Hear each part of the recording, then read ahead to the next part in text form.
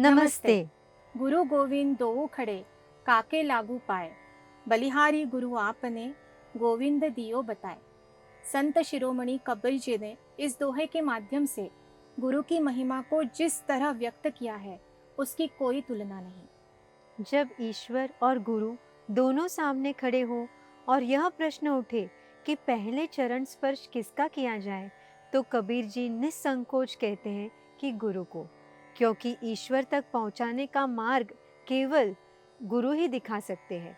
और यदि ईश्वर रुष्ट हो जाए तो गुरु ही उन्हें मना सकते हैं। बिना गुरु के आशीर्वाद कुछ भी संभव नहीं होता। गुरु शब्द का अर्थ ही है महानता।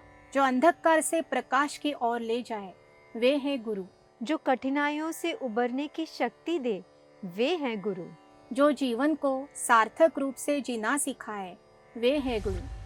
को हम, मैं कौन हूँ, इस सवाल का उत्तर पाने के लिए जो जीवन की तैयारी करवाए, वे ही है सच्चे गुरु। जैसे शिष्य के कई रूप होते हैं, वैसे ही गुरु भी अलग अलग रूपों में होते हैं। शुरुआत में जो स्कूल में लिखना पढ़ना सिखाते हैं, वे होते हैं शिक्षक। संगीत, नृत्य, ज्योतिष, आयुर्वेद जैसी आत्मसंतोष देने वाली विद्याएं जो सिखाते हैं, वो होते हैं गुरु।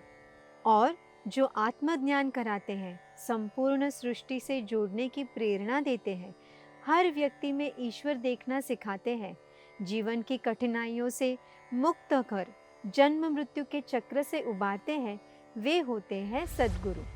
निर्भय और आत्मविश्वास से भरा जीवन जीने के लिए श्रद्धा बेहद आवश्यक होती है। जब कोई संकट आता है, तो यह भाव हमें आश्वस्त करता है कि कोई मेरे साथ आशीर्वाद रूप से खड़ा है। और जब सफलता मिलती है, सुख समृद्धि मिलती है, तो उसका श्रेय किसी को देना भी उतना ही आवश्यक होता है। वरना यदि मन में अहंकार का बीज पनप जाए, तो सब कुछ मुश्किल हो जाता है। इन दोनों ही स्थितियों में, यानी श्रद्धा रखने और श्रेय देने के लिए, सद्गुरु से श्रेष्ठ कोई नहीं होता। आज आषाढ़ शुक्ल पौर्णिमा, व्यास पौर्णिमा का पावन दिन है, जो श्री गुरु को समर्पित है। हमें हर दिन उनके द्वारा दिखाए मार्ग पर चलने की शक्ति प्राप्त हो, यही हमारी उनसे प्रार्थना। ओम श्री सद्गुरवे नमः।